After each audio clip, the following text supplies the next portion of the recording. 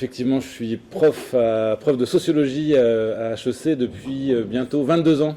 Et qu'est-ce que je peux vous dire d'autre? C'est ça, je donne un cours sur la décroissance, donc en fait là, un cours de 45 heures au deuxième cycle à HEC depuis 2013. Peut-être que je peux le dire tout de suite, c'est un cours qui suscite de plus en plus d'intérêt au sein de l'école, donc ça c'est un indicateur quand même assez intéressant à souligner. Mais quand même, je vais répondre à la question fondamentale, c'est quoi cette histoire de décroissance pour moi? Et je vais commencer peut-être par le constat suivant, en partant de nous, en fait, de ce que nous vivons aujourd'hui. Face à l'avalanche de mauvaises nouvelles concernant l'état du monde et l'état de la planète en particulier, il y a de quoi développer de l'anxiété. Qu'est-ce qu'on peut faire concrètement en tant qu'humain contre cette anxiété, ou contre cette angoisse, ou contre cette peur? Bon, il faudrait rentrer dans les termes, je vais pas aller plus loin. Qu'est-ce qu'on peut faire? Je suggère de commencer par suivre les conseils d'un médecin que certaines connaissent sûrement, qui s'appelle Henri Laborie. Henri Laborie, donc certains et certaines le connaissent sûrement, chirurgien, puis neurobiologiste, philosophe aussi, qui au départ a travaillé sur l'effet du stress sur le corps animal. C'était son premier boulot. Il y a un très beau film qui s'appelle Mon oncle d'Amérique d'Alain Resnais, qui présente d'ailleurs son travail sur les effets du stress. Le constat qu'il fait à partir de son étude qu'au départ il développe sur les rats, des rats de laboratoire, son constat est très clair. Le stress répété, c'est très dangereux. C'est très dangereux pour l'animal, c'est très dangereux pour le système immunitaire des animaux et pour leur système cardiovasculaire. Bon. Quel remède préconise Laborie? Un remède très simple, la fuite. D'où le titre de son livre le plus connu, Éloge de la fuite. Foutre le camp le plus loin possible de la source de stress. Vraiment partir. Alors évidemment, avec la question écologique, qui est celle par laquelle je rentre dans le sujet, là, on a un problème. Parce que où trouver un endroit où on pourra se dire à l'abri de la catastrophe écologique actuelle? Il n'y a aucun endroit sur Terre aujourd'hui qui nous garantit cette sécurité. Donc en fait, on n'a pas de possibilité de fuite matérielle par rapport à cette catastrophe. La question climatique va toucher la planète tout entière, de façon différenciée selon les endroits, mais va toucher tout le monde. Mais il y a des formes de pollution qui sont aujourd'hui aussi présentes partout. Il y a des microplastiques absolument partout. Vous savez qu'on en ingère tous les jours, on en chie tous les jours aussi. Enfin bon, donc on est constitué déjà de plastique. Bon, ça vaut pour beaucoup de dimensions de cette crise écologique. Donc pas vraiment de possibilité de fuir. Alors c'est vrai qu'en tant qu'humain, et Laborie a travaillé là-dessus aussi, en tant qu'humain on a quand même un privilège par rapport aux autres animaux, c'est la possibilité d'une fuite intérieure, de fuir dans notre imaginaire, à l'intérieur de soi. À défaut de pouvoir changer le monde dans lequel on est, on peut toujours changer la conscience qu'on a de ce monde. Et c'est une pratique qui est commune pour nous tous, et moi y compris. Comment est-ce qu'on peut faire ça? Il y a plein de stratégies. Vous pourrez partager les vôtres. Moi, je sais pas, ça peut être de boire un bon coup de rouge, par exemple, le soir. Ça déstresse.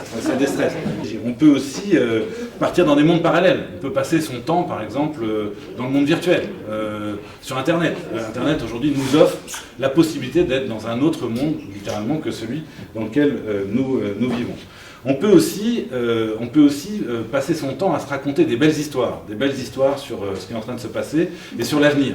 Alors parmi les belles histoires que justement je vais critiquer, c'est celle du développement durable, par exemple. Le développement durable qui nous est présenté comme finalement la solution à tous nos problèmes aujourd'hui, qui permettrait donc à la fois de résoudre la question des injustices sociales et de résoudre la question écologique. On va poursuivre dans la direction dans laquelle on est, en ajustant notre système à la marge.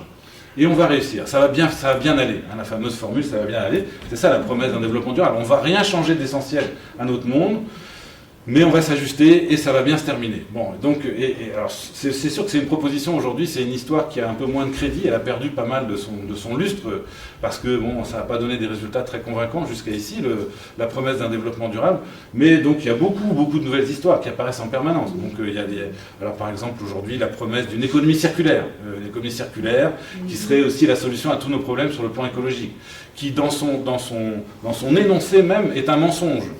Une économie n'est jamais circulaire, ne pourra jamais être circulaire. On peut la circulariser un peu, mais par exemple sur le plan énergétique, il y a toujours perte, il y a toujours dégradation. Donc il n'y a jamais possibilité de circulariser complètement une économie. Donc ça fait partie des belles histoires qui sont très présentes aujourd'hui dans l'espace et dans l'espace public, et qui nous permettent de déstresser, donc qui nous permettent peut-être aussi de bien dormir la nuit, ce qui est important pour garder la santé. Le problème, c'est que c'est peut-être pas le moment de dormir, en fait. C'est plutôt le moment de se réveiller par rapport à ce qui est en train de se passer.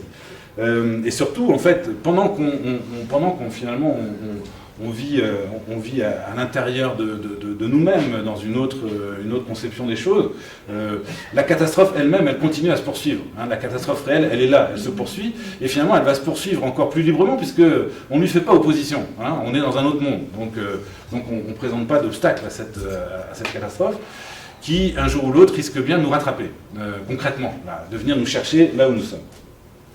Qu'est-ce qu'on peut faire alors ?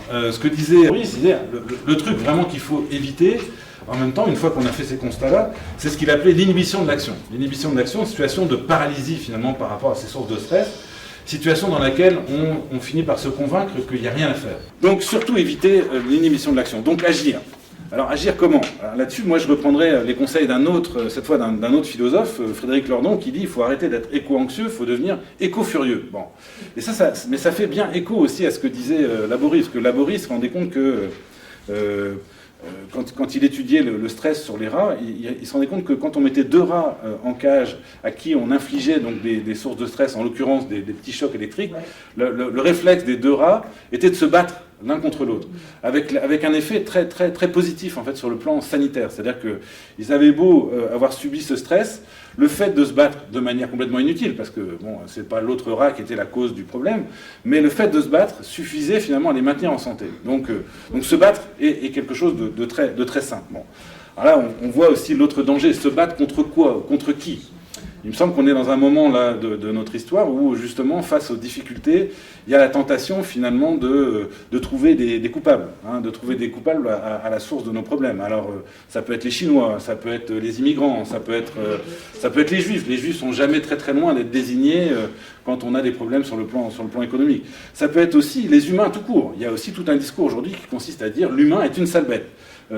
Tant mieux si elle disparaît, quoi. Bon, et donc on va arrêter de faire des enfants. Bon, alors, là, il y a quelque chose qui me paraît, moi, très très malsain pour le coup, parce que pour moi, c'est pas l'humain qui est en question dans la situation actuelle, c'est une certaine forme de vie sociale, je vais en parler, mais c'est pas l'humanité tout entière qui est responsable du désastre.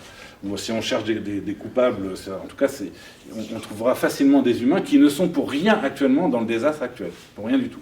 Donc attention à ne pas se tromper de cible. Donc mon invitation, ma proposition, c'est de se battre effectivement pour une décroissance soutenable et solidaire. Voilà. Donc je vais répondre à 3 questions toutes simples. Qu'est-ce que désigne la notion de décroissance soutenable ? Première question. Deuxième question, pourquoi appeler à la décroissance ? Pourquoi critiquer la croissance économique ? Puis troisième question, comment envisager une sortie de ce que j'appelle la course à la croissance économique ? Première question, donc, qu'est-ce que signifie la notion de décroissance soutenable ? Je vais proposer une réponse en une phrase, donc un peu trop longue, un peu maladroite, avec trop d'adverbes, mais qui contient un peu quand même l'essentiel de ce que je veux dire. Puis je vais commenter cette phrase. Donc pour moi, la décroissance soutenable, c'est un appel qui a été lancé dans l'espace public il y a un peu plus de 20 ans maintenant. Donc un appel à stopper volontairement et collectivement la course à la croissance économique pour bâtir des sociétés plus soutenables, plus justes et plus démocratiques. Donc phrase un peu longue, un peu laborieuse, mais qui dit pas mal l'essentiel. Un appel à stopper volontairement et collectivement la course à la croissance économique pour bâtir des sociétés plus soutenables, plus justes et plus démocratiques.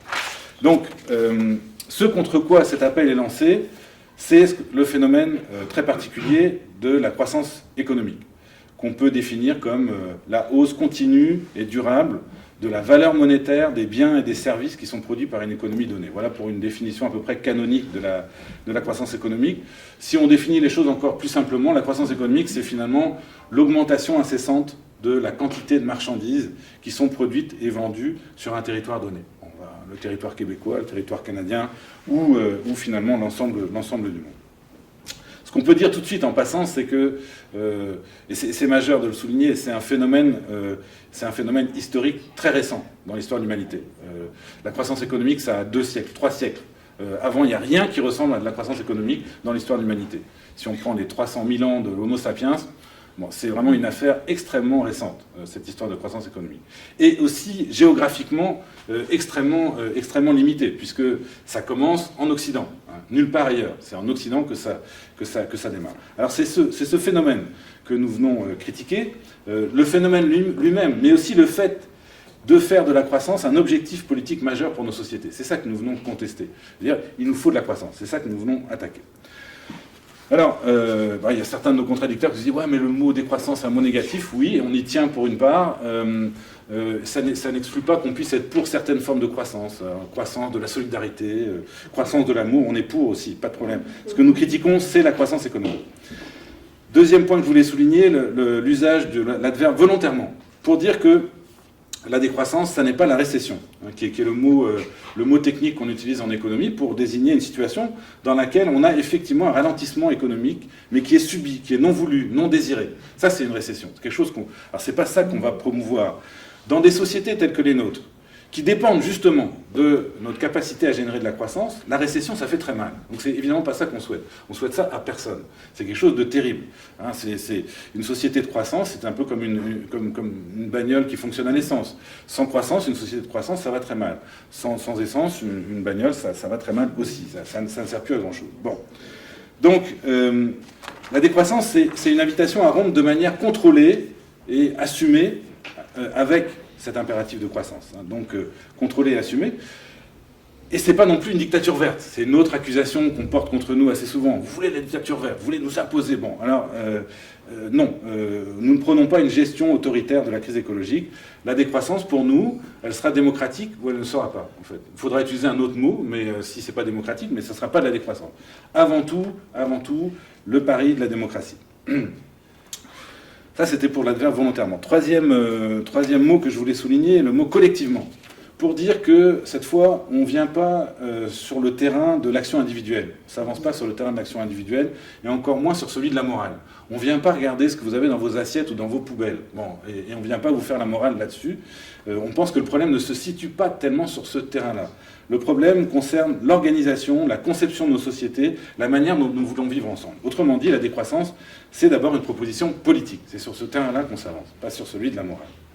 On peut faire la morale aux plus riches, bon, pourquoi pas, mais le problème n'est pas fondamentalement là. Il est vraiment, il touche selon nous à l'organisation, la conception de la cité, pour employer ce vieux mot.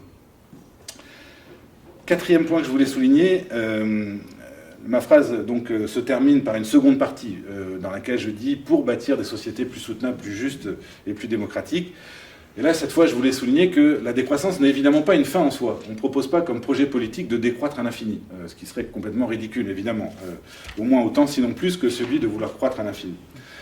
Donc la décroissance, il faut l'envisager plutôt comme un moment de rupture, un moment de transition, un basculement vers la construction de mondes ou de sociétés post-croissance, hein, de mondes qui seraient libérés de cet impératif. Cinquième point que je voulais souligner, j'ai utilisé aussi le pluriel, j'ai dit des sociétés plus soutenables. Bon. Pour cette fois, attirer votre attention sur le fait qu'on n'arrive pas avec un modèle de société à validité universelle. On ne vient pas vous dire ça, on a un modèle qu'on va vous proposer qui vaudrait pour tous les humains, partout et pour toujours. Bon. Alors là, derrière, il y a une espèce de méfiance inspirée de l'histoire, bon, mais aussi un souci de notre part d'essayer de générer ce qu'on pourrait appeler de la sociodiversité. Une des caractéristiques de notre civilisation aujourd'hui, c'est qu'elle s'est imposée à l'échelle de la planète tout entière, aux dépens de toutes sortes d'autres manières de vivre ensemble pour les humains. Et il y a un parallèle à faire entre cette baisse de la sociodiversité imposée par la civilisation industrielle dans laquelle nous sommes et la baisse de la biodiversité. En fait, les deux phénomènes sont assez liés dans une certaine mesure. Donc défendre l'un, c'est souvent défendre l'autre.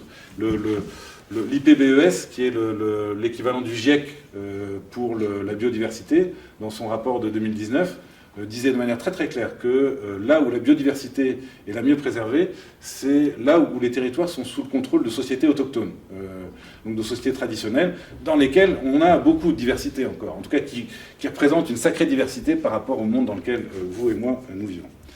Donc voilà, le pluriel pour ouvrir en fait, ouvrir les possibles sur d'autres manières de vivre ensemble.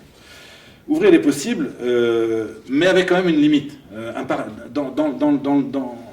dans un périmètre qui est défini par mes 3 valeurs que j'ai mises de l'avant. La soutenabilité, la justice et la démocratie. Oui, on rouvre les possibles, les manières de vivre ensemble, elles doivent être multiples, mais à condition de respecter ces 3 grands principes. Soutenabilité, justice et démocratie. Ce qui nous permet notamment d'éviter des récupérations de l'idée de décroissance par l'extrême droite. Parce que certains aspects de la critique décroissanciste peuvent entretenir des affinités avec certaines idées de l'extrême droite. Si on met de l'avant la justice, la démocratie, on est pas mal à l'abri de ces récupérations. Voilà. Alors voilà, c'était un long commentaire de ma trop longue phrase pour répondre à la première question. C'est quoi cette notion? Qu'est-ce qu'elle désigne? On pourrait de manière encore plus synthétique, dire que la décroissance, c'est une proposition politique d'abord antiproductiviste. C'est ça que nous critiquons d'abord, le productivisme. Et donc, ça permet de souligner le fait que, en fait, nous critiquons aussi bien le capitalisme libéral que nous connaissons ici, en Amérique du Nord, que le socialisme, tel qu'il a existé au cours du XXe siècle. Le modèle soviétique, le modèle maoïste, étaient aussi des modèles productivistes. Ils étaient orientés vers le même souci, la croissance. Et d'ailleurs, l'obsession de la croissance, l'obsession politique, dans les discours politiques, on la voit apparaître au cours de la guerre froide, en fait. Il y a vraiment c'est notamment sur ce terrain-là. Il y avait sur le terrain technique, mais aussi sur le terrain économique. La guerre froide s'est jouée sur la croissance. Quel est le modèle qui génère le plus de croissance, en fait? Alors, il y avait des désaccords sur la manière de générer cette croissance, des désaccords sur la manière de distribuer les fruits de cette croissance, mais dans les 2 cas, il y a un accord fondamental sur la nécessité de générer de la croissance. Autrement dit, donc, on est assez proches en âge, vous avez grandi dans un monde où on nous a appris à opposer radicalement ces 2 modèles. Au regard de la critique qu'on fait, l'opposition n'est pas si radicale, n'est pas si forte. C'est ces 2 modèles qui sont finalement très proches, 2 formes de société industrielle qui visent effectivement le productivisme. Ça peut être ainsi intéressant de souligner qu'au sein de nos sociétés, malgré le conflit structurel qui les oppose, il y a, entre patronat et syndicats, il y a aussi accord sur la nécessité de générer de la croissance, en fait. Donc, il y a conflit, il y a divergence d'intérêts entre patronat et syndicats, mais ils s'entendent sur une chose. Il faut de la croissance. Bon, ils ne s'entendent pas sur la manière, là encore, de distribuer les fruits de cette croissance, mais dans les 2 cas, il y a reconnaissance de l'importance de cette croissance. Bon. Donc, on a une idée qui est assez hégémonique, en fait. Ce projet de poursuivre la croissance est très hégémonique, très consensuel. C'est peut-être même une des rares idées qui semble faire presque consensus à l'échelle de la planète aujourd'hui. Alors, donc, c'est quand même rare ce genre de situation. Alors, pourquoi remettre en question cette idée qui fait quasiment consensus? Pourquoi s'aventurer sur ce terrain-là? Bon. Donc, j'en viens à mon deuxième moment. Pourquoi critiquer la croissance économique? Pourquoi vouloir stopper cette course? 3 raisons. 3 raisons, c'est ma manière de résumer toutes les critiques qu'on peut adresser à cette course à la croissance. Donc ça peut être un peu simplificateur, mais je pense que ça dit quand même l'essentiel.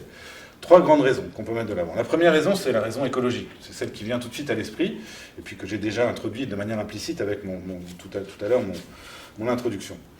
Produire toujours plus de marchandises, c'est ça la croissance, ça implique concrètement de consommer toujours plus de matière et toujours plus d'énergie, et de générer toujours plus de déchets. C'est un constat qu'on peut faire jusqu'à aujourd'hui. Et après 2 siècles de croissance économique soutenue, à l'échelle mondiale maintenant, on réalise chaque jour un peu plus que c'est en train de détruire notre milieu de vie et de dégrader l'habitabilité de la planète pour nous les humains et pour bien d'autres espèces vivantes. Lorsqu'il y a croissance, il y a aggravation de la situation sur le plan écologique. En tout cas, jusqu'à aujourd'hui, il n'y a jamais eu de croissance verte. Une croissance propre, on ne sait pas faire. On nous dit qu'on saura faire bientôt, mais jusqu'à aujourd'hui, on ne sait pas faire. Il n'y a aucun indicateur aujourd'hui qui montre qu'on est capable de générer ça. Peut-être sur cette question écologique, deux mises en garde peut-être. La première, contre un discours aujourd'hui dominant qui réduit la question écologique à la question climatique. Quand on parle d'écologie, en fait, on ramène tout à la question climatique, qui est une question dramatique. La question climatique, elle seule, justifierait toute la critique que je suis en train de faire. Elle est absolument dramatique. On dépend évidemment très très fortement du climat dans lequel nous vivons. Malheureusement, ça n'est qu'une partie du problème. Ça n'est qu'une partie du problème. Si on veut être à la hauteur de ce problème-là, il faut considérer toutes les dimensions toutes les dimensions écologiques, pas seulement la question climatique. Sinon, on est en train de minimiser le problème. En fait, on est en train de le minimiser, puis on est aussi en train de proposer des solutions qui ne vont pas résoudre le problème. Parce que bien souvent, en se concentrant sur la question du climat, finalement, on va peut-être trouver une solution qui semble résoudre un peu notre problème, mais qui va en fait déplacer le problème ailleurs. Alors c'est typique, par exemple, actuellement, avec la transition énergétique. Donc on essaye donc de passer à l'électrification en s'appuyant sur des énergies renouvelables, etc. C'est en train de déplacer le problème du climat vers les effets de l'extraction minière à très très grande échelle. Donc on ne résout pas le problème, on l'a déplacé. On n'a pas dépassé une limite, on a dépassé la limite, mais on la dépasse pas. Donc attention à ne pas rentrer dans ce discours qui consiste donc à minimiser en fait la gravité de la situation. Et ce discours qui est polarisé sur la question climatique. Si on veut être un peu plus à la hauteur de la situation, et si on veut poser un diagnostic un peu plus juste, la notion d'anthropocène, que vous avez sans doute entendu déjà, est plus intéressante. La notion d'anthropocène, elle désigne l'idée selon laquelle la planète serait rentrée dans une nouvelle époque de son histoire géologique, une époque qui serait caractérisée par le fait qu'une espèce vivante, la nôtre, serait devenue une force géologique déterminante, en fait, une force tellurique déterminante. Donc une idée assez intéressante, et puis qu'on peut argumenter assez facilement. On peut montrer qu'effectivement, toutes les dimensions de la planète aujourd'hui, sur le plan géologique, sont affectées. Ce n'est pas seulement l'atmosphère, mais c'est aussi l'hydrosphère, tout ce qui concerne l'eau à l'état liquide ou l'état solide, tout ce qui concerne la lithosphère, la croûte terrestre est aussi touchée, tout ce qui concerne la biosphère aussi est touché. Et puis les grands cycles bio-géochimiques qui relient ces différentes sphères entre elles, sont aussi complètement perturbées, en fait. Donc toutes ces dimensions sont touchées, ce qui valide pas mal l'idée d'anthropocène. Et ce qui nous met un peu plus à la hauteur de la situation, me semble-t-il. Le problème du mot anthropocène, c'est qu'il suggère que c'est l'humain tout entier qui est responsable de cette transformation géologique, alors que d'un point de vue historique, non. C'est une partie de l'humanité qui s'est embarquée dans cette aventure, qui a réussi à embarquer le reste de l'humanité aujourd'hui, mais à l'origine, c'est plutôt les Européens qui sont derrière cet anthropocène. Donc la force tellurique majeure, elle est plutôt européenne, d'où la proposition aussi de certains chercheurs de dire il vaudrait mieux parler de capitalocène, pour bien pointer finalement la responsabilité de cette transformation géologique. Bon, ça c'était la première mise en garde. Deuxième mise en garde, aussi encore sur les questions de mots. Donc pas tout réduire à la question climatique, pas non plus réduire la question écologique à un problème environnemental, qui est un mot qu'on utilise beaucoup, la crise environnementale, qui laisse entendre un peu que finalement le problème serait à l'extérieur de nous, dans l'environnement. Bon. Ce qui est assez vrai. Alors bon, là ici, je suis sorti de mon milieu naturel, si j'ose dire. Donc, disons, quand on habite à Montréal, effectivement, on est dans une métropole extrêmement puissante où on a les moyens de tenir loin de nous les dégâts les plus évidents de la catastrophe écologique. Donc, les manifestations les plus évidentes, on arrive à les tenir à l'écart, dans les périphéries lointaines. C'est peut-être moins évident ici, c'est peut-être quelque chose que vous sentez mieux. Donc il y a quelque chose de juste. On arrive à tenir ça dans notre environnement, mais dans une certaine limite seulement.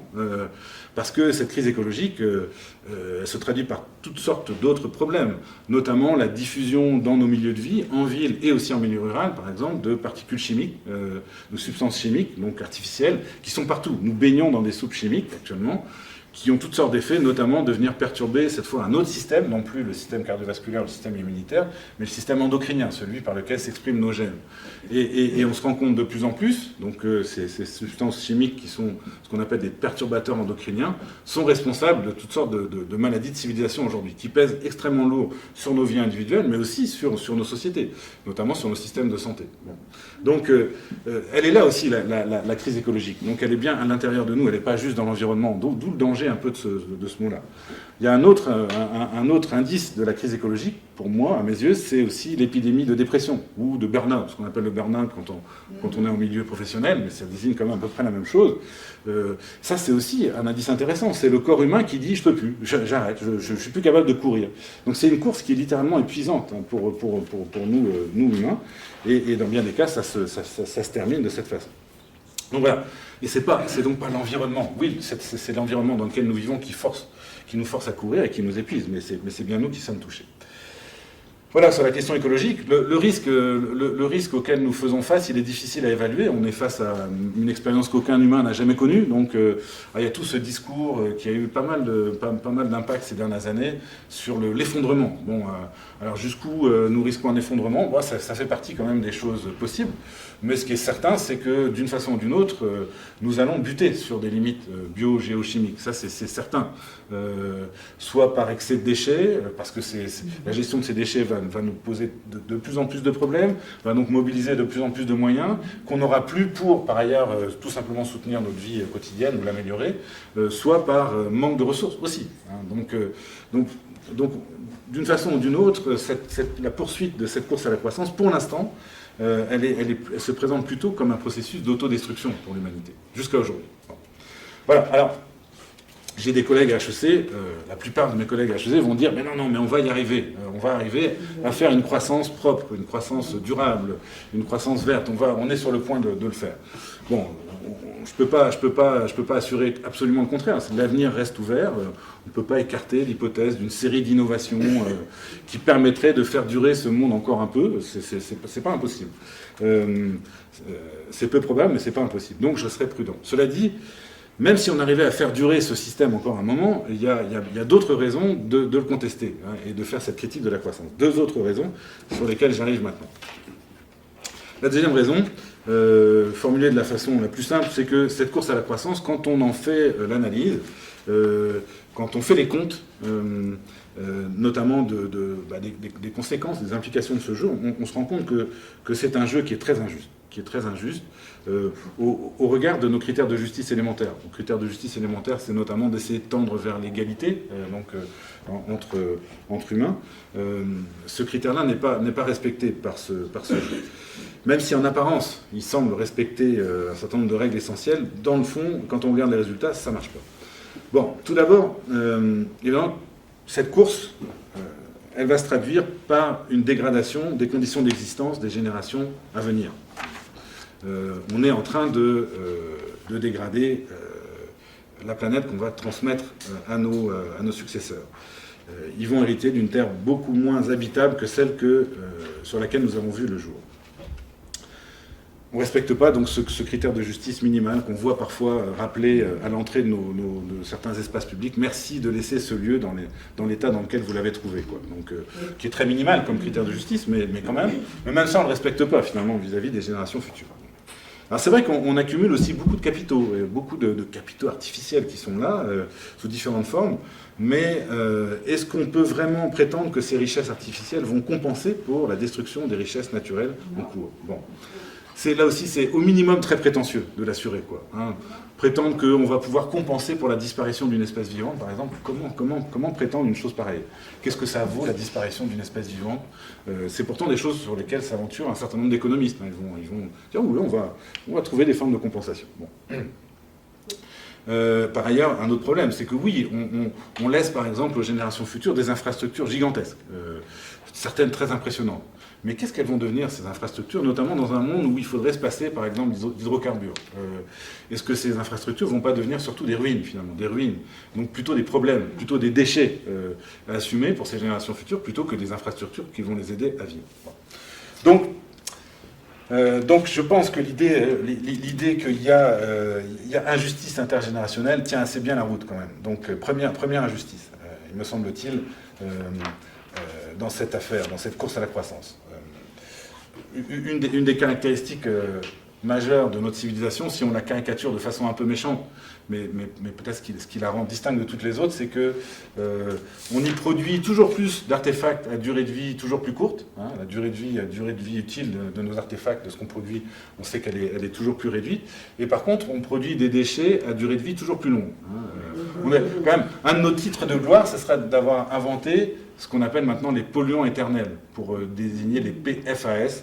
Alors, je vais m'amuser à essayer de le lire. C'est les substances perfluoroalkylées et polyfluoroalkylées. C'est ça, c'est ce qu'on a. Bon, les PFAS, alias les polluants éternels. On ne sait pas comment ces substances chimiques artificielles vont finir par être assimilées par les organismes vivants de la planète, en fait. Donc voilà, voilà le genre de choses qu'on laisse aux générations futures, qui valide, à mon avis, pas mal l'accusation d'injustice intergénérationnelle. Deuxième problème en termes de justice, là aussi, quand on regarde un peu qui gagne, qui perd, on se rend compte que cette course à la croissance profite généralement qu'à une minorité de parties prenantes. Et bon, ce qui est normal pour une course, vous me direz, mais sauf que c'est toujours la même minorité qui gagne. C'est donc un jeu qui est très largement truqué, hein, dont on connaît à l'avance les gagnants et les perdants, dans une large mesure. On peut savoir à l'avance. Alors, si je caricature à l'excès, le gagnant, je l'incarne en partie. Hein. C'est le vieil homme blanc qui habite un quartier riche d'une grande métropole occidentale. C'est ça le portrait robot du gagnant. Bon, je l'incarne pas tout à fait bien quand même. Il faudrait que j'ai quelques millions de dollars sur mon compte en banque en plus, quelques jets privés et quelques résidences secondaires. Mais quand même, je fais quand même partie de ceux qui tirent bien leur épingle du jeu dans cette course, certainement. Et le perdant, c'est plutôt une jeune femme, en fait, plutôt une jeune femme de couleur qui, typiquement, va habiter un bidonville à proximité d'une grande ville africaine, par exemple au Burundi, Bujumbura, la plus grande ville du Burundi, qui est considérée par la Banque mondiale comme le pays le plus pauvre au monde. Alors, voilà pour caricaturer un peu les résultats de cette course, connus d'avance. Pourquoi donne-t-elle ces résultats ?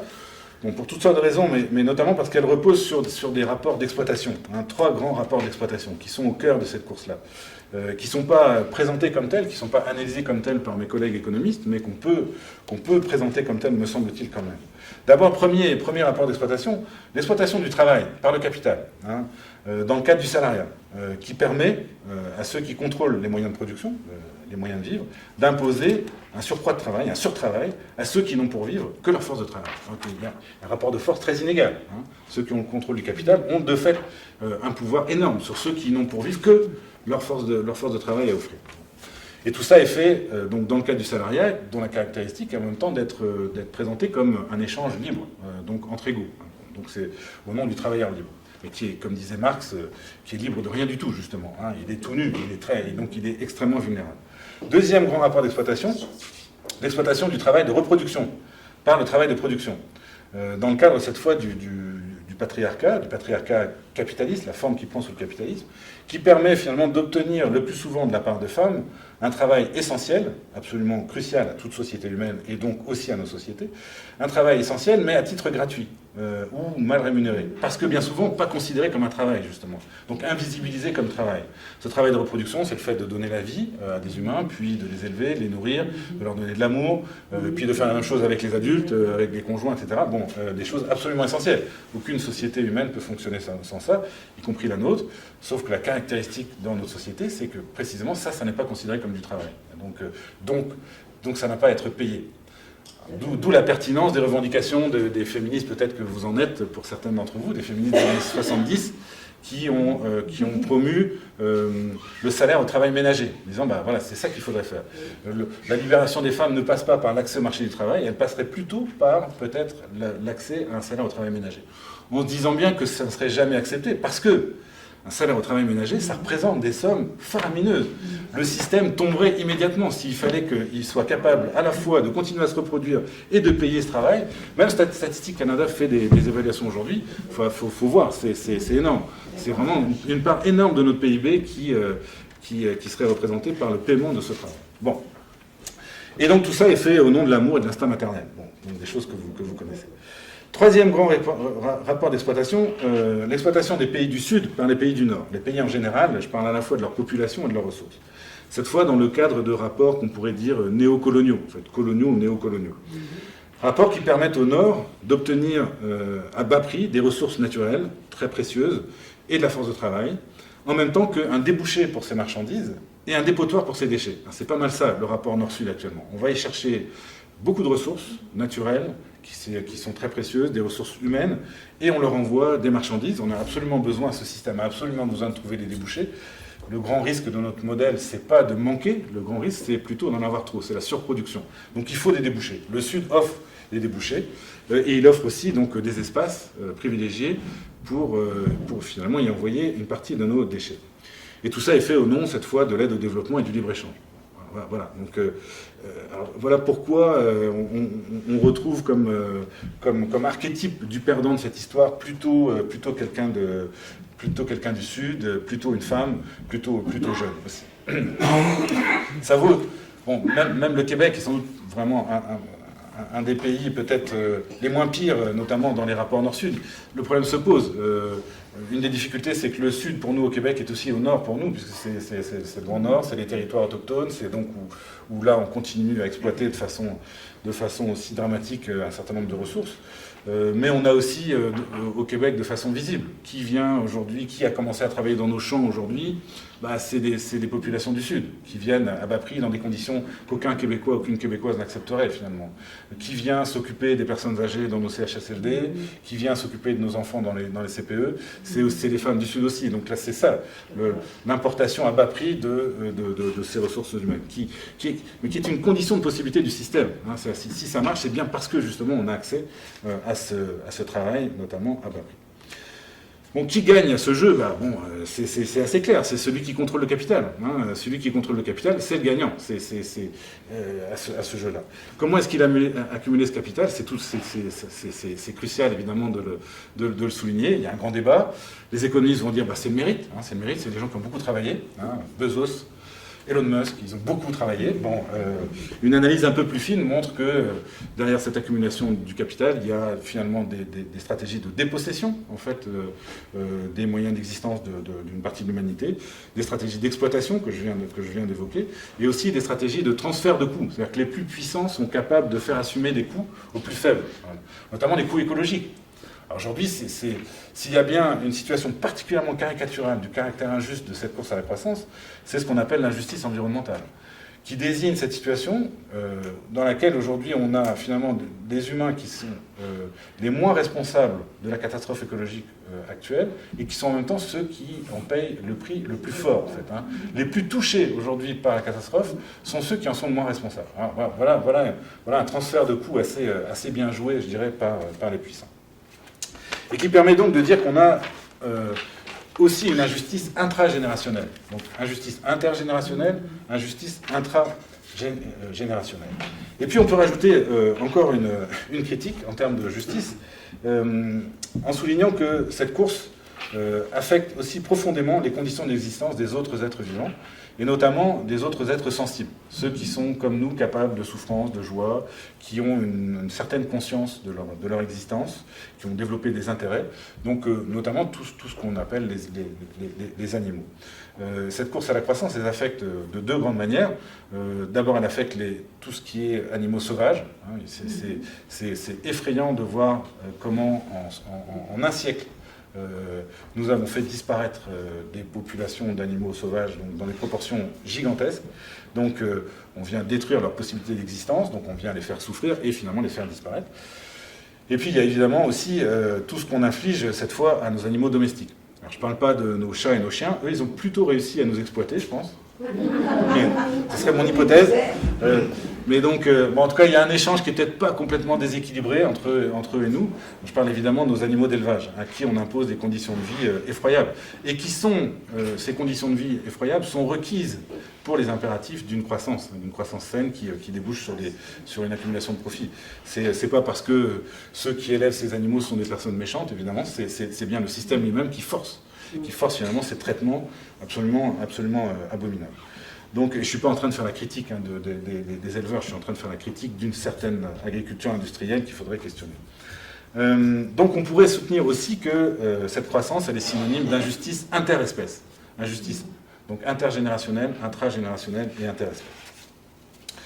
et sans aller chercher donc finalement des critères de justice qui sont différents de ceux qui sont au cœur de notre civilisation. Là, je m'appuie sur vraiment la conception de la justice telle qu'elle s'est imposée en Occident. On arrive à la troisième raison de critiquer cette course à la croissance. Si on écoute nos politiques notamment, ils nous disent que cette croissance va améliorer notre bien-être individuel et collectif. Cette croissance, elle est censée nous servir, en fait, individuellement, collectivement. Premier constat, ça n'est plus vraiment le cas dans nos sociétés. En fait, on n'observe plus de corrélation claire et nette entre la hausse du PIB, qui est la mesure la plus classique de la croissance économique, donc plus de corrélation claire et nette entre la hausse du PIB et nos principaux indicateurs de bien-être. Autrement dit, vous pouvez avoir une hausse de la croissance, mesurée par le PIB, ça ne va pas se traduire par une hausse du sentiment de bonheur, un indicateur subjectif de bien-être, mais ça ne va pas se traduire non plus par une hausse de l'espérance de vie. Donc le lien entre espérance de vie et croissance, il n'est plus là, il n'est pas clair. Bon. Ce qui permet de voir des choses assez fascinantes, avec des pays avec des niveaux de PIB très très différents, mais une même espérance de vie. L'espérance de vie, je pense que Costa Rica, elle est aussi élevée, voire plus qu'aux États-Unis actuellement, alors qu'en termes de PIB, les États-Unis sont je ne sais pas combien de fois au-dessus du Costa Rica. Donc continuer à dire, comme le font nos politiques, la plupart, à gauche comme à droite, y compris Québec solidaire. Québec solidaire reste un parti productiviste, croissanciste, et ils nous défendent la croissance en disant c'est la condition nécessaire pour améliorer notre sort. Bon.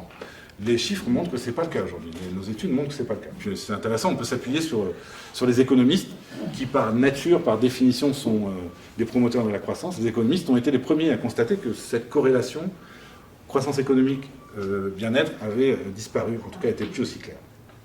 En même temps, il faut reconnaître que quand il y a récession, quand il y a ralentissement de la croissance, il y a effectivement dégradation de nos conditions d'existence. Quand la croissance s'arrête, ça va effectivement mal, ça va plus mal. Bon.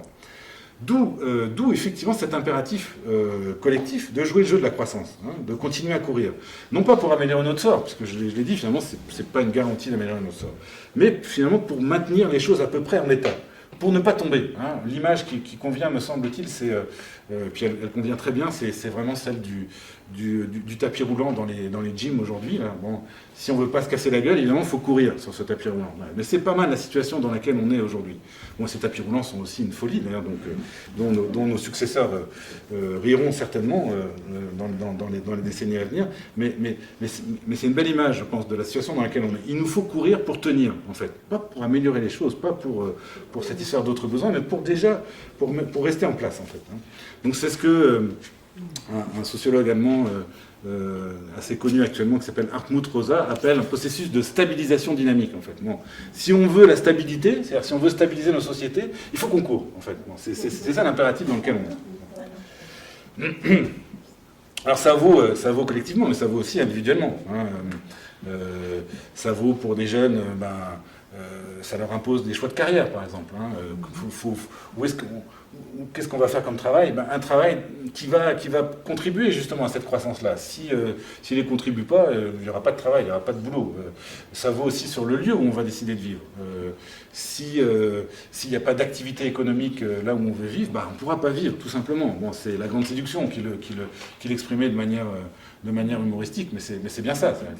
Vraiment, nos choix sont déterminés par le jeu de la croissance, nos grands choix de vie. Construire une famille aussi, dans une certaine mesure, est très déterminant de tout ça. Mais de manière encore plus élémentaire. On pourrait se demander ici s'il y a un objet qui n'a pas été produit par une entreprise, qui n'est pas une marchandise. Bon, à part nos corps, tout est constitué de marchandises. En fait, nous dépendons pour vivre de marchandises. Donc, nous avons accès dans nos supermarchés à des quantités de marchandises, mais il y a un choix qu'on a pu, c'est de dire « moi j'arrête les marchandises ». Voilà, on en parlait tout à l'heure avec l'une d'entre vous, qui était en partie autonome, mais pour la plupart d'entre nous, on est complètement dépendant de ces marchandises pour vivre. Bon, et comment est-ce qu'on accède à ces marchandises ?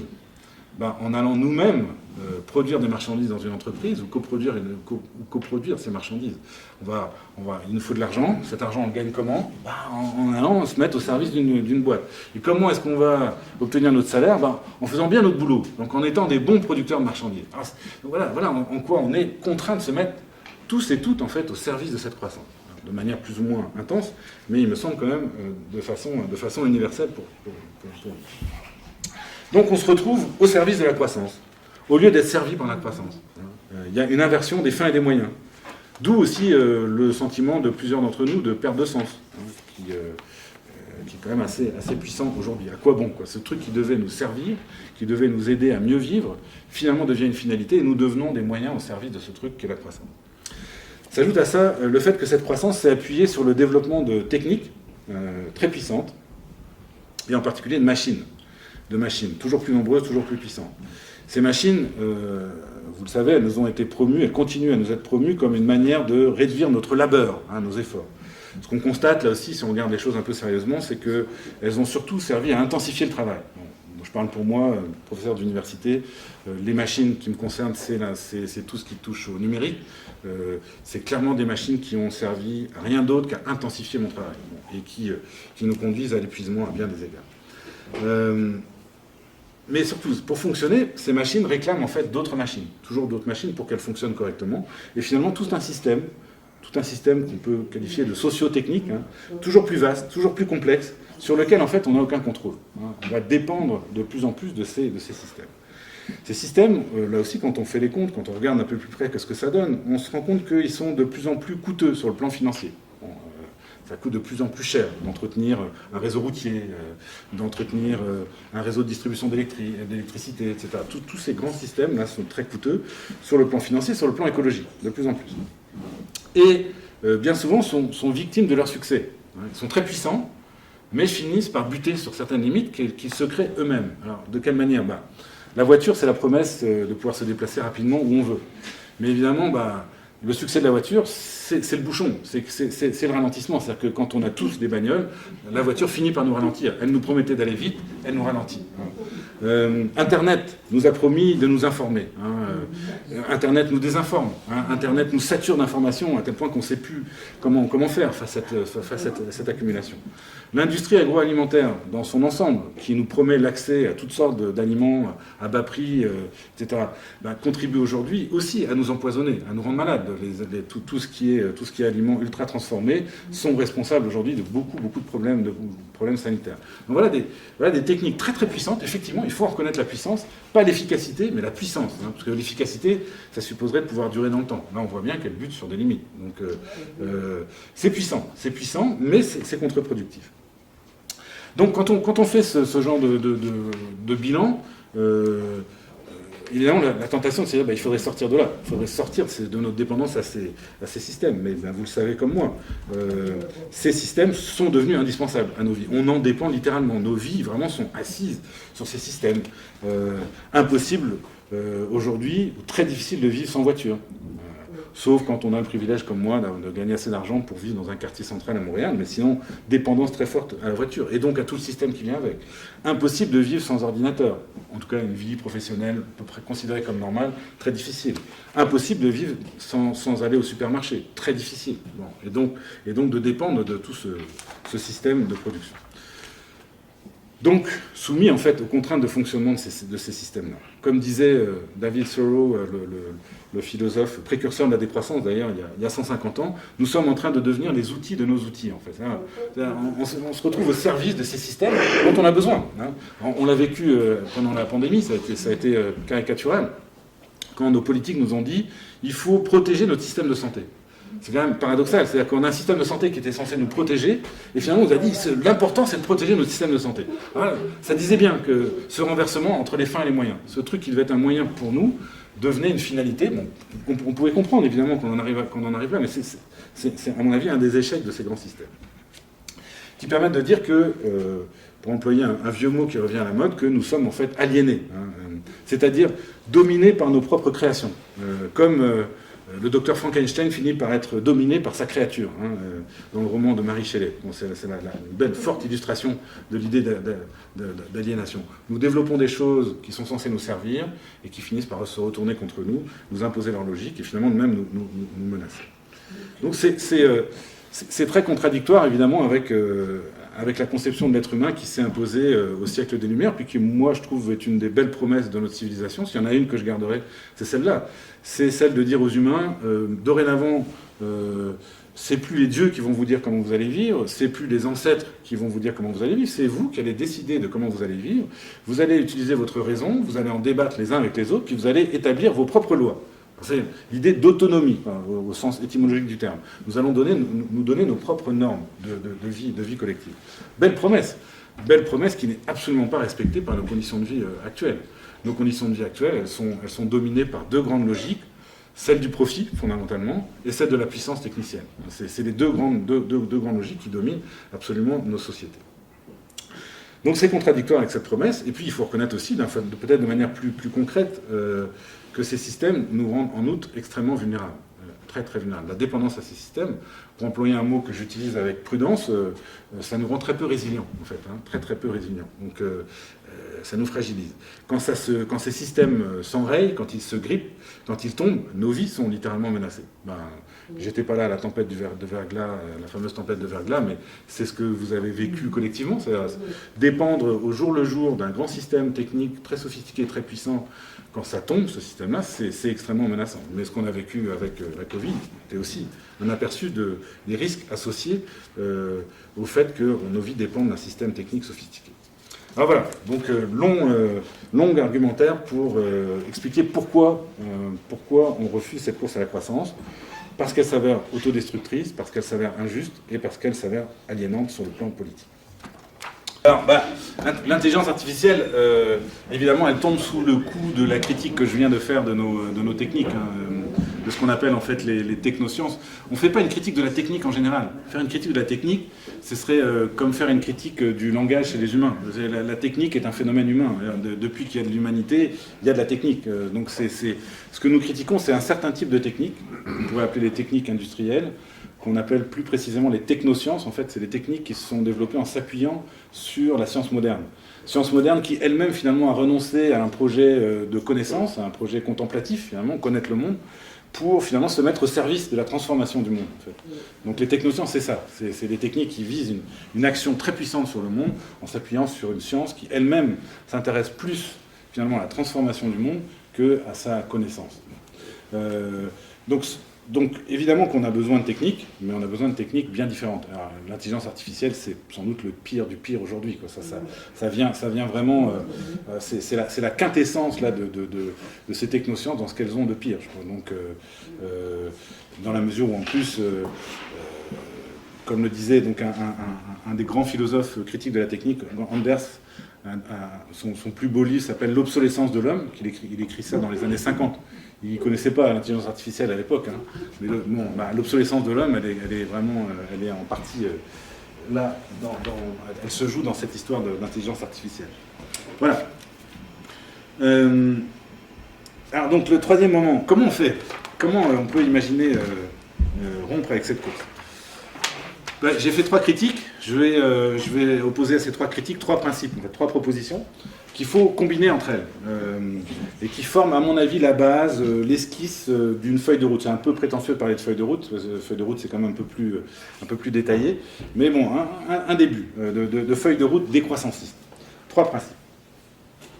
Si on veut arrêter le désastre écologique en cours, si on veut l'arrêter, aujourd'hui, clairement, la volonté politique n'est pas là, mais si on veut l'arrêter, il ne s'agit pas seulement de produire mieux ou de produire autrement nos marchandises, comme le proposent les partisans d'un développement durable ou d'une économie circulaire, ou même d'un Green New Deal, ou même beaucoup de ceux qui aujourd'hui se revendiquent de la transition socio-écologique, qui est vraiment une expression extrêmement floue, qui dit rien de bien précis.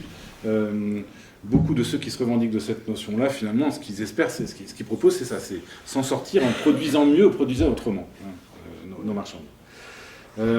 Ces stratégies, donc, qui visent à générer une croissance verte ou propre, butent en fait sur toutes sortes de limites. On pourra entrer dans le détail, je n'ai pas le temps de le faire là, mais qui sont des limites qui tiennent à la fois aux caractéristiques biophysiques du monde dans lequel on est, des limites qui touchent aussi aux caractéristiques économiques de notre système, puis des limites politiques aussi, qui tiennent au rapport de force dans nos sociétés. Mais qui aboutissent au même constat, c'est que ces limites font que nous ne sommes pas capables jusqu'à aujourd'hui de générer ce qu'on appelle techniquement un découplage entre la croissance économique et la pression qu'elle exerce sur le plan écologique. Découplage, c'est une situation où vous avez la croissance qui continue à augmenter, et puis les indicateurs écologiques qui, eux, se stabilisent ou déclinent, en fait. Bon, ça, on l'a pas. Bon, ça ne marche pas. Donc, si on prend acte de cette situation aujourd'hui, si on veut ralentir, et si on veut ralentir la catastrophe écologique, ce qu'il faut admettre, c'est de produire moins que ce qu'on produit jusqu'ici, et fixer des limites à ce que nous produirons demain, en fait. Ce serait la première proposition, qui est vraiment, à mon avis, au cœur de la proposition décroissantistes. C'est ça, l'idée de décroissance, elle s'incarne d'abord dans cette proposition-là, produire moins que ce qu'on produit aujourd'hui. Je ne sais pas si je vais donner espoir, mais je vais quand même amener une bonne nouvelle associée à chacune de mes propositions. La bonne nouvelle, c'est qu'il y a des chercheurs qui s'intéressent au potentiel en fait, qu'offre aujourd'hui la planète en matière de ressources naturelles et de ressources artificielles pour garantir une vie digne à l'ensemble de l'humanité. Bon. Et quand ils font leurs calculs, ils aboutissent à des choses plutôt rassurantes. C'est-à-dire qu'en fait, il semblerait qu'on ait largement ce qu'il faut aujourd'hui sur la planète pour garantir à tous les humains une vie digne. Ce qui dit bien d'ailleurs l'inefficacité et l'injustice du système dans lequel on est actuellement. Donc vraiment, ça marche pas. Alors qu'on a les moyens de le faire, ça marche pas. Si vous voulez creuser un peu sur cette idée-là, vous pouvez aller regarder le projet Lily, qui est co-dirigé par une chercheuse suisse qui s'appelle Julia Steinberger. Très, très intéressant. Bon, c'est des estimations, mais ça aboutit à l'idée que bon, on pourrait s'en sortir sans doute vraiment beaucoup mieux et de façon beaucoup plus juste aussi, tout en arrêtant de viser cette course à la croissance. Ça, c'est la première proposition. Si on veut, par ailleurs, résoudre nos problèmes de justice qui sont au cœur de cette course à la croissance, et si on veut éviter aussi le chaos politique que pourrait induire une réduction de la production, parce que c'est aussi ça le risque, si on réduit la production, ça va probablement se traduire par des limites en termes de consommation qui vont être imposées aux plus démunis, aux plus fragiles d'entre nous. C'est ce qu'on a eu en France avec les Gilets jaunes. Les Gilets jaunes, donc une frange de la classe moyenne en France assez fragilisée par 40 ans de néolibéralisme, à qui on demande donc de payer un peu plus cher le prix de son essence préférée, le diesel. Et puis bon, ça met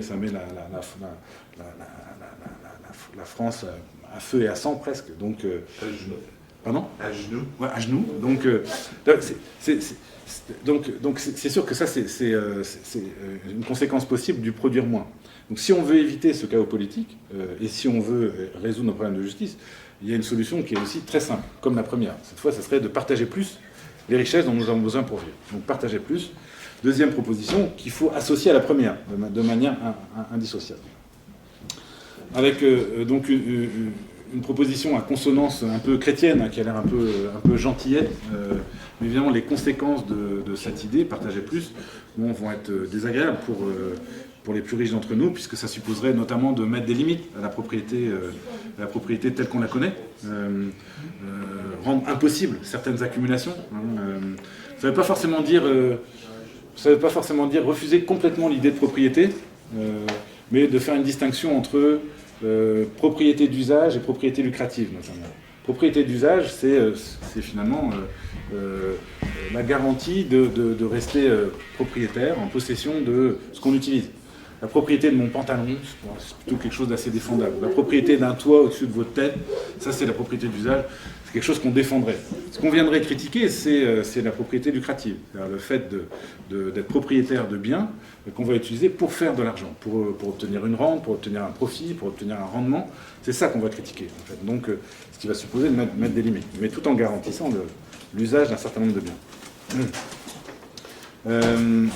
Et puis, ultimement, évidemment, il faudrait aussi développer des stratégies qui nous sortiraient de ces grands rapports d'exploitation que j'ai évoqués tout à l'heure rapidement. Le rapport salarial, ou d'ailleurs, aujourd'hui, le rapport salarial est presque un moindre mal aujourd'hui, avec la précarisation sur le marché du travail.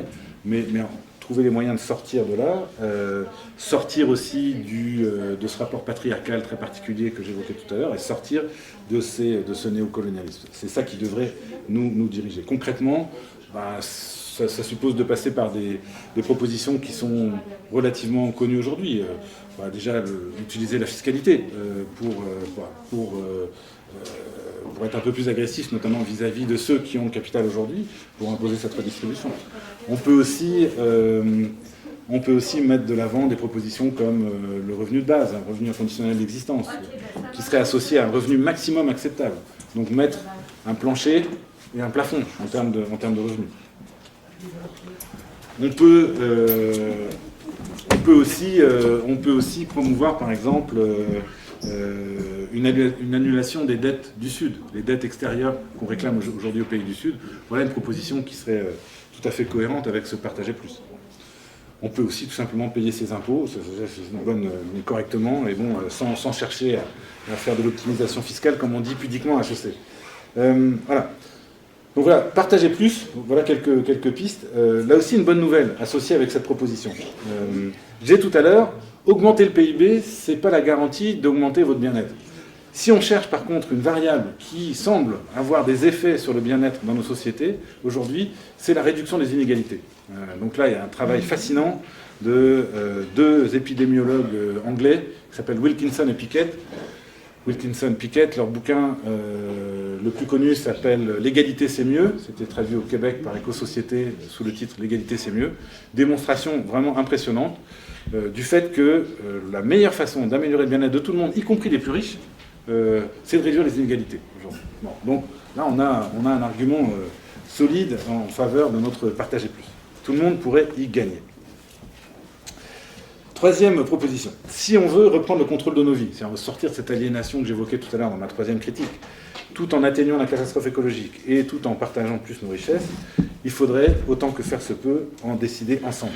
Donc, au nom de la promesse d'autonomie que j'évoquais tout à l'heure, promesse à laquelle moi je tiens, et à laquelle on tient dans la décroissance, mais aussi par pragmatisme. Hein. Donc, faire le pari démocratique, par idéal, mais aussi par souci d'efficacité. Donc, évidemment, la liberté qui est en cause, je l'ai dit tout à l'heure, c'est pas celle qui consiste à faire ce qui me plaît. Hein.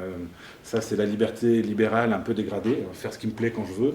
Bon, celle qui est en jeu, c'est celle qui consiste à pouvoir décider collectivement des lois auxquelles nous allons nous soumettre. Donc, ce que j'ai appelé l'autonomie. Le pari démocratique, c'est sûr qu'il n'est pas facile dans le contexte actuel, puisque nos institutions politiques ne sont pas véritablement démocratiques aujourd'hui. Et elles ont plutôt tendance à l'être de moins en moins. Tous les travaux aujourd'hui sur l'évolution de ce qu'on appelle des démocraties, aujourd'hui, montrent que c'est même en train de se dégrader.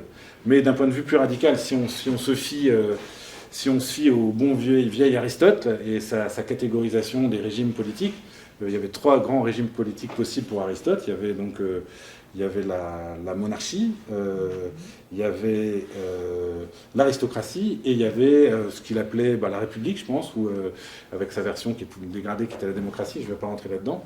Mais en gros, donc, nos institutions politiques, si on les classe dans les catégories d'Aristote, sont plutôt des aristocraties, en fait. Et même la version dégradée de ces aristocraties, c'est-à-dire des oligarchies, un régime politique exercé par une petite minorité pour ses propres intérêts. Oligarchie plutocratique et technocratique, c'est-à-dire cette minorité, elle est là parce qu'elle a accès justement au capital et à l'argent, et parce qu'elle a accès au savoir. Donc concrètement, ça veut dire quoi? Qui dirige le Québec? Une petite clique bourgeoise qui dirige ce Québec-là pas mal dans le sens de ses intérêts concrets. Donc c'est pas ça la démocratie, évidemment, mais on a fini par l'oublier. On finit par associer la démocratie au fait d'aller voter tous les 4 ans. Bon, c'est ce qui est vraiment rien, quoi. Bon. Donc, comment penser démocratisation du Québec? Bon, et là aussi, on peut imaginer toutes sortes de propositions plus ou moins radicales.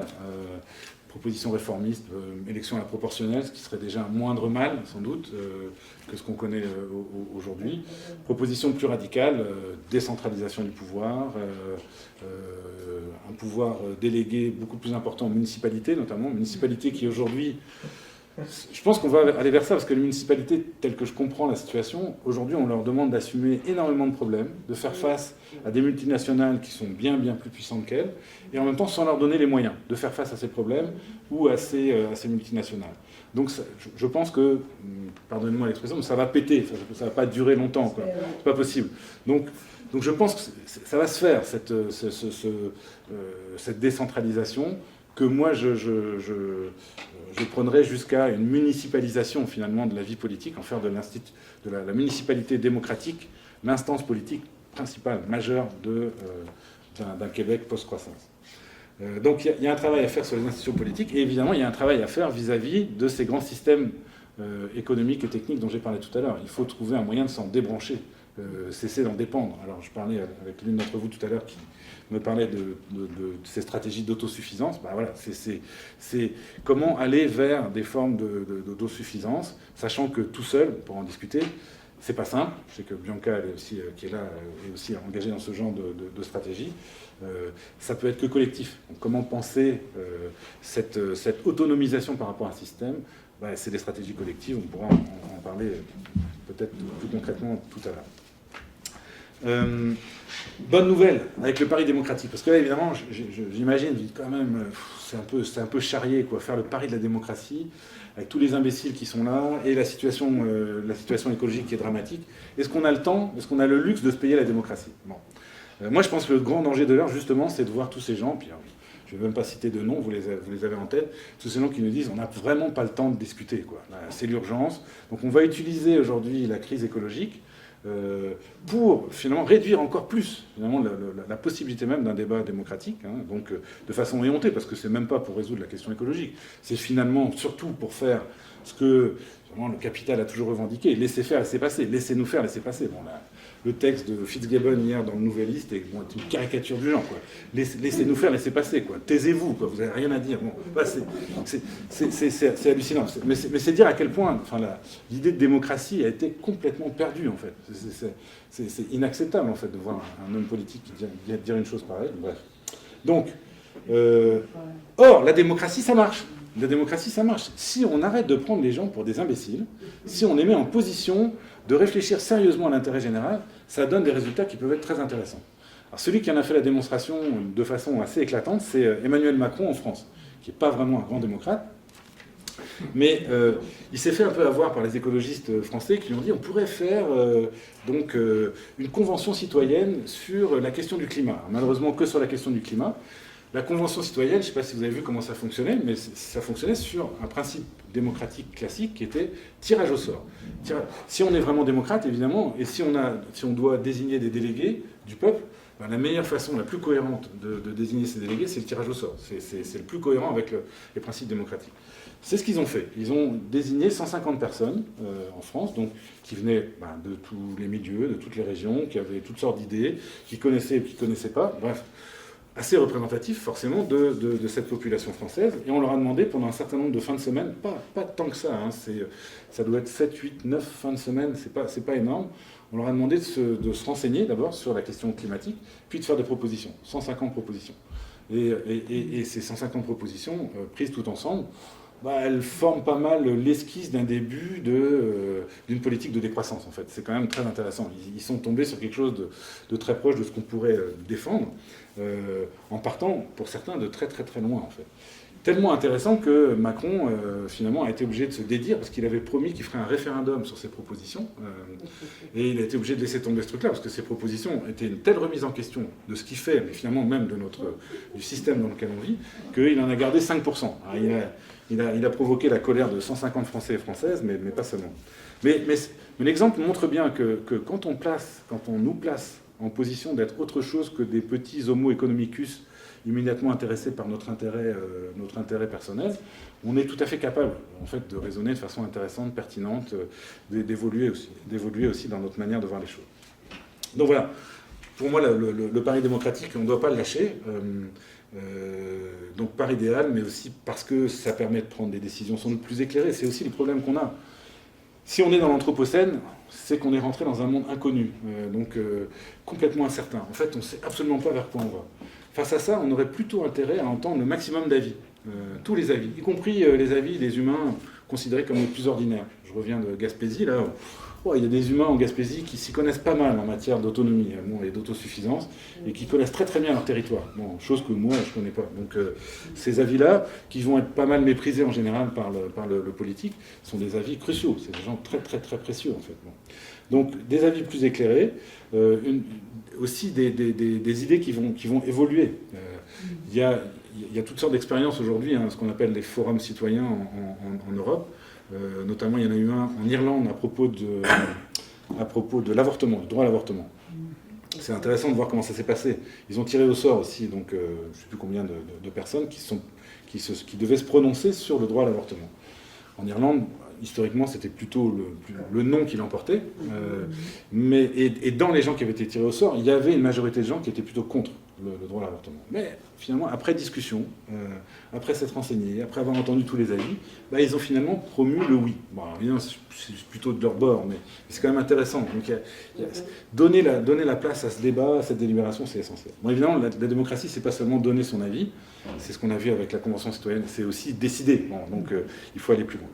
Mais si on prend des décisions démocratiques, elles vont aussi être plus respectées. Alors, voilà pour moi les arguments que je mettrais à l'appui de ce pari démocratique. Alors, donc voilà, la base d'un programme qui est très simple, produire moins, partager plus, décider ensemble, à mon avis très efficace. Si on s'efforce de toujours garder ces trois préoccupations ensemble, on va éviter, je pense, les catastrophes. On va éviter de faire des grosses bêtises. Et ça peut orienter aussi bien notre analyse d'une politique qu'on nous propose aujourd'hui, qu'on nous promeut, est-ce que ça respecte ces trois principes, comme ça peut orienter des initiatives concrètes qu'on veut mettre en œuvre. Par quoi on peut commencer si j'avais une proposition de départ à formuler, ce serait sans doute la mise en place d'un vrai débat, justement, démocratique concernant la croissance économique. Voilà une première... c'est ce que je fais avec vous aussi. C'est d'amener ce débat-là le plus possible dans l'espace public. Ce serait déjà un gain énorme, en fait. Ou au moins, ça peut être une façon d'y revenir, un vrai débat sur la question énergétique aujourd'hui au Québec. Donc, débat qui est clairement refusé par nos autorités politiques et par ceux qui ont le capital sous leur contrôle. Donc voilà, ça ce serait peut-être une première proposition. Puis dans ce débat démocratique, on pourrait amener d'autres idées, notamment par exemple une proposition de dotation inconditionnelle d'autonomie, qui serait une façon d'essayer d'incarner, de réaliser ce produire moins, partager plus, décider ensemble. Dotation inconditionnelle d'autonomie qui est une espèce de version un peu radicale du revenu de base. La caractéristique de la dotation inconditionnelle d'autonomie, c'est de garantir à tous les membres d'une communauté un accès à vie inconditionnel, à un minimum de biens et de services, donc nécessaire à ce qu'on considérait comme une existence digne. En fait, accès donc inconditionnel, gratuit, mais limité. Donc on met une limite aussi à cet accès. Donc à des biens et des services, de l'eau, du sol, un logement, d'énergie, la nourriture, des vêtements. En termes de services de santé, éducation, culture, transport, information. Comment est-ce que ça serait géré par des organismes locaux, donc démocratiques même, qui justement à la fois établiraient un peu ces limites, considérées comme ce qu'il faut à une existence digne, et puis qui établiraient aussi les règles de distribution, etc., d'allocation de ces ressources. On pourrait aussi s'appuyer sur des monnaies locales, qui viendraient faciliter certains échanges, parce qu'il y a certains biens qui feraient l'objet d'échanges quand même. Tout ça serait associé à un revenu maximum acceptable, donc mettre un plafond. Et puis aussi au principe du renchérissement du mésusage. Renchérissement du mésusage, c'est oui, on vous garantit de l'eau pour boire, on vous garantit de l'eau pour arroser vos plantes dont vous avez besoin pour vous nourrir, on vous garantit de l'eau pour vous laver. Par contre, l'eau pour votre piscine, celle-là, on va vous la faire payer très très très cher, en fait. Voilà, donc on va jouer sur ce gratuité pour ce qui est considéré comme nécessaire à une vie bonne, et par contre, renchérissement pour ce qui est considéré comme littéralement du luxe par la collectivité qui en déciderait ensemble. Il y a aussi toute la question de ce qu'on appelle les tâches ingrates. Qui s'occupe des tâches ingrates, des tâches de reproduction essentielles à la vie. On peut penser à des rotations, notamment de ce genre de tâches au sein de la communauté. Mais il y a aussi probablement un travail de partage, un partage de travail de ces tâches, notamment entre hommes et femmes, qui serait essentiel. Les avantages sur le revenu de base, pas d'argent à générer. Il ne s'agit pas de sortir de l'argent qu'on va distribuer ensuite. Cette exigence-là, finalement, elle va bien souvent nécessiter justement une espèce de croissance. Donc on n'offre pas l'argent. On met des limitations à la consommation. puisque la dotation, elle est en nature, et puis il y a le revenu maximum acceptable, il y a ces monnaies locales aussi qui limitent le périmètre des échanges, qui mettent autant de limites à la consommation. On est sur des logiques de démocratie directe, de décision collective. Donc effectivement, il me semble que ça permet de réaliser ce produire moins, partager plus, décider ensemble. On instaure une norme du suffisant, selon les besoins qui sont à pourvoir. On instaure un plancher, un plafond, et on instaure une vraie démocratie directe. Donc voilà pour une proposition qui est une façon aussi de répondre à la question de la retraite. Avec ce genre de dotation inconditionnelle, la question de la retraite ne se pose plus, en fait, ou quasiment plus. Tous les humains d'une communauté auraient accès à ça. Donc tous les humains auraient finalement la base même d'une autonomie. Donc une grande partie du débat sur la retraite tel qu'il se poursuit aujourd'hui, finalement, perdrait de sa nécessité dans cette perspective. Est-ce que c'est plausible ? Je dirais que oui, je pense qu'il y a des éléments qui rendent la chose plausible. On a aujourd'hui beaucoup de gens qui s'engagent justement dans des alternatives concrètes pour essayer de s'autonomiser. Donc c'est déjà là. Il y a une floraison d'initiatives collectives qui visent l'autoproduction dans nos sociétés aujourd'hui. Je pense que ces initiatives, elles vont recevoir en fait de plus en plus le soutien des autorités publiques, parce que ces autorités municipales, provinciales, fédérales vont voir tout l'intérêt qu'il y a finalement à avoir des humains qui sont prêts à se prendre en charge eux-mêmes et à leur donner de l'aide, mais plus à assumer soi-même la production d'un certain nombre de services ou le développement d'un certain nombre d'infrastructures. Donc c'est dangereux évidemment. Ça peut être pour l'État, ça peut être une façon de se débarrasser de ses responsabilités, mais je pense que dans les circonstances à venir, ça va être de plus en plus fréquent. On le voit à Montréal. La municipalité de Montréal est aujourd'hui vraiment en cheville avec notamment ce qu'on appelle des communs. Donc il y a un programme qui s'appelle Montréal en commun. Montréal vient aider en fait ce genre d'initiative concrète. Ça permet finalement tout simplement de faire des économies pour la municipalité qui n'a plus les moyens d'assumer ses responsabilités historiques dans bien des cas. Donc les circonstances vont aider.